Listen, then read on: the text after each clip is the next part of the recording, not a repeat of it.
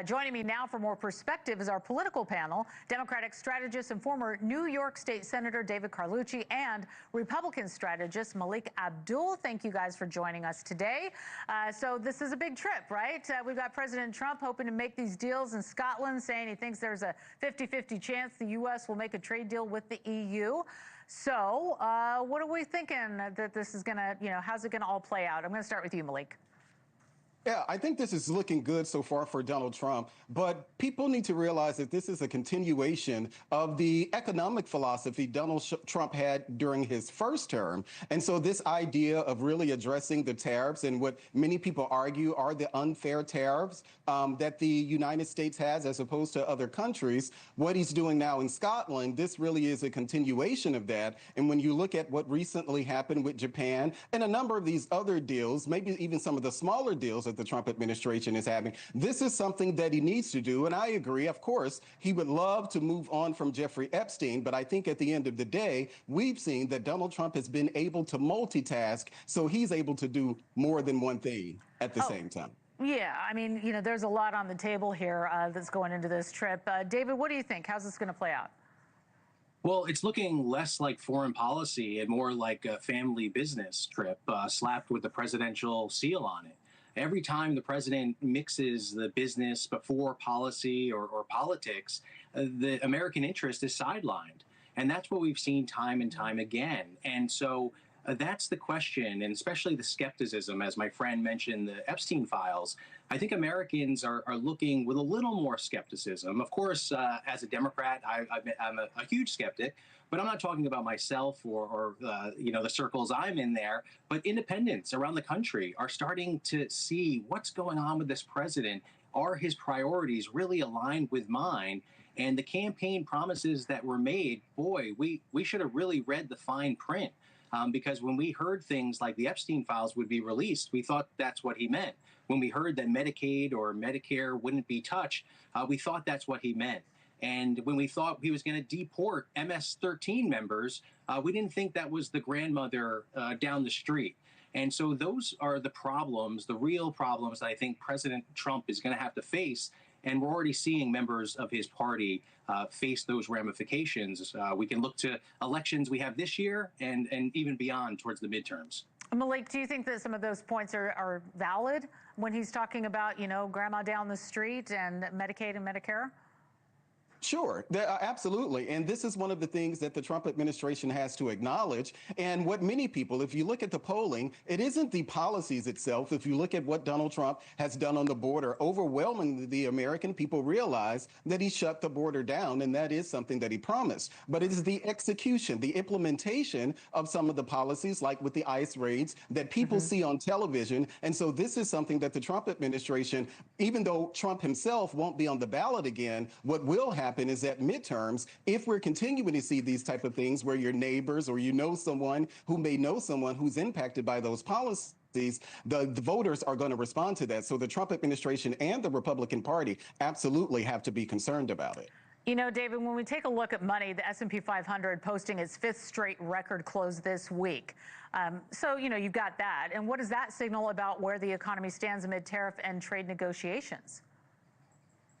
Yeah, I think that's a shining spot in our economy and something that is the bright side. But I've had this conversation and some debates with people about the Trump administration talking about the inflation, but trying to uncorrelate inflation and prices. And if you ask anybody on the street, are they saying that prices have stabilized or gone down? That's absolutely not the case.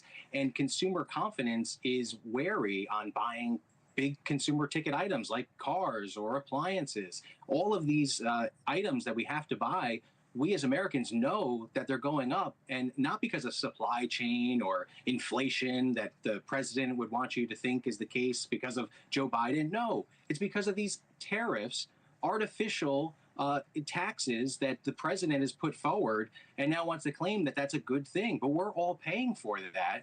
And I think Americans, not just economists, are starting to recognize that this is a tax. It's a tax on my pocketbook, and I'm getting pissed off about it. You're not alone. We've heard that from many others as well, and we'll see how it plays out. And while I have you, I've got to ask you about immigration because this crackdown that's going on, right? The Trump administration is suing New York City over its sanctuary city policies. We were talking about this yesterday. Let's take a listen to what President Trump had to say on that. Well, as you know, we've started numerous lawsuits with other cities. We want to bring safety. We've got to get the criminals out, and we're doing it in record numbers. So local cities are taking a hit from these ICE arrests that we've been reporting on here at News Nation, with workers in large migrant communities not going to work out of fear of deportation. Melik, Trump's deportation campaign, many say is going too far. How do you see it?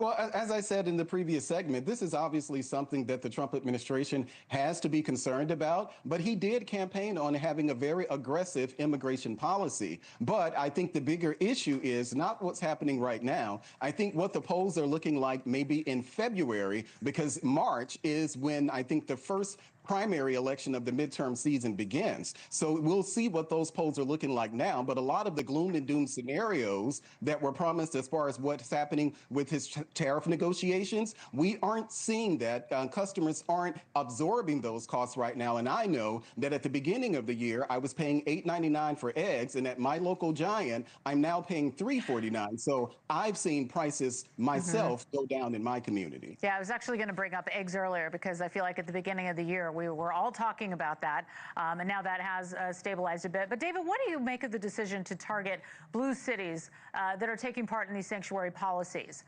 Because we wonder, if it's impacting how independent voters, you mentioned independent voters, are feeling about this administration when it comes to that part of the equation of sanctuary policies. Well, look, this is a tired playbook. It's lawsuits over leadership. And the fact is, he's the president of the United States, and we know he's got a working relationship with the mayor, Eric Adams, and that's been well documented. So, and we have the mayor bending over backwards to comply with the Trump administration and try to get the bad guys out of New York City. But what's happening here is, what we talked about earlier in terms of we anticipated you were going after violent criminals. We thought you were going to target MS-13 members. Well, no, now you're targeting our friends and our neighbors and people that are essential workers in New York City and around the country. But to say that New York City is not working with you is comical, but sad. And this is the same tired playbook. If you can't actually get a result, you try to get a headline, and it's just a worthless headline, I think. And it just shows again, there's no leadership. It's just lawsuits. All right, so let's talk about leadership for a second, David, because the latest poll from the Wall Street Journal is showing that Democrats are getting their lowest rating from voters in 35 years. Hunter Biden has recently made his feelings on the Democratic Party very known, so we've been paying attention to that. Let's take a listen. For some reason, the intelligentsia of the Democratic Party, with 2020 hindsight, believes that Joe Biden should have considered not running again because of their perception that he was too old. And so then the drumbeat began. And the New York Post wrote, the New York Times, on a near daily basis, egged on by the Pod Save America saviors of the Democratic Party. You know what George Clooney did? Because he sat down, I guess because he was given a blessing by the Obama team or the Obama people and whoever else, and David Axelrod and whoever the else, is to go, okay, yeah, you know what? We are going to insert our judgment over yours. I'm not sure how many people saw that interview, but we just played a clip of it there, and we've been paying attention to what's happening with the Democratic Party and leadership. So what impact do you think it's having, David? Well, look, I think everyone wants to point the finger and find the magic sauce or the silver bullet that allowed Donald Trump this second term. And I don't think we're going to find that. It's going to be a majority of things. Look, when you win, you party. When you fail, you plan. And when you win by a vote, people think you're a genius. When you lose by a vote, you're an idiot. And yes, they want to claim it was a wipeout or whatever. The election wasn't that much of a blowout. We did win. We picked up some congressional seats. Yes, but we still lost. And we have to take lessons from that. But I think what's more important is how we move forward.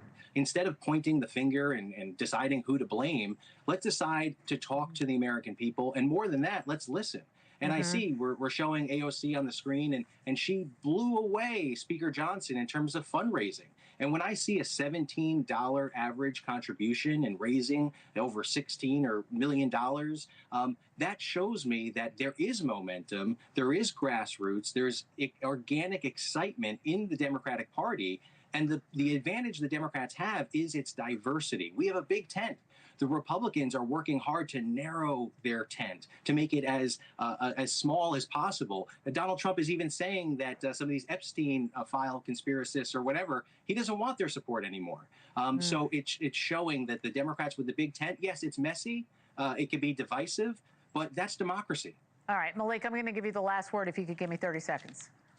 Yeah, well, unfortunately, what my colleague is saying here is not being borne out in the polls. The polls suggest that the Democratic Party is doing worse, polling worse than the Republican Party on every single metric. So it doesn't matter the same attacks that we've heard about Donald Trump. It's going on now. Donald Trump and the Republican Party, they're both more popular than any figure in the Democratic Party itself. All right, Democratic strategist David Carlucci and Republican strategist Melik Abdul, we want to thank you very much for joining us. Great conversation. Appreciate you. Great to be with you. Thanks, guys.